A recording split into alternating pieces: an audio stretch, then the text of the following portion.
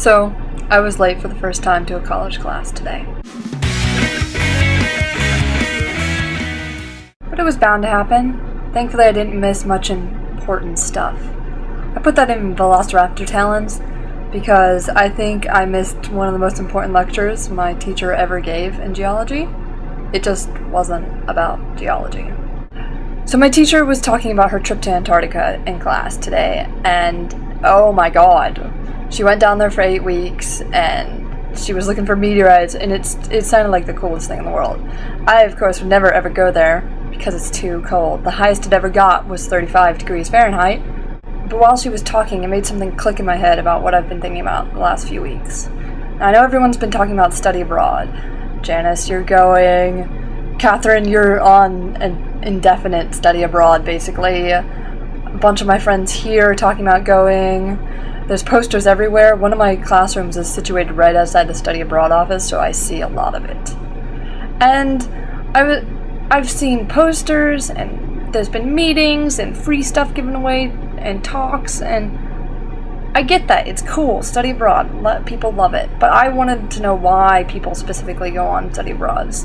They go for the scenery, the knowledge, the sightseeing. But I realized, for me personally, why I go on trips, or do anything really, is because of the tiny itty-bitty memories that wouldn't ever be featured in, like, a documentary of my life, but that are really important to me. And so when my teacher was talking about the Antarctic trip and how, you know, there was Snotsicle contest and Scrabble competitions every night and Yoda riding a snowmobile. And so for me, on the Amazon trip, for example, I think about the little memories such as Extreme Twister, where Dean killed us all by making us do insane movements, and the tiny bananas that were so sweet and I loved, and the pygmy anteater we found the last day. Before I even remember things like, you know, the rainforests or the whitewater rafting. I mean, those were important things too, but it was the tiny fun things that we did in between excursions and walking through the jungle.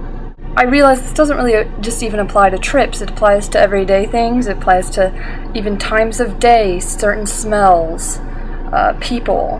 When I think about my friends, I remember specific moments that we shared together, inside jokes, things like that. And I realize that's what's important.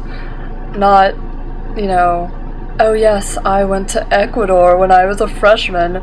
No, it was, I got to, you know, see a pygmy anteater, and it was the cutest, most adorable / deadly thing I've ever seen. Its claws were like 5 inches long, guys.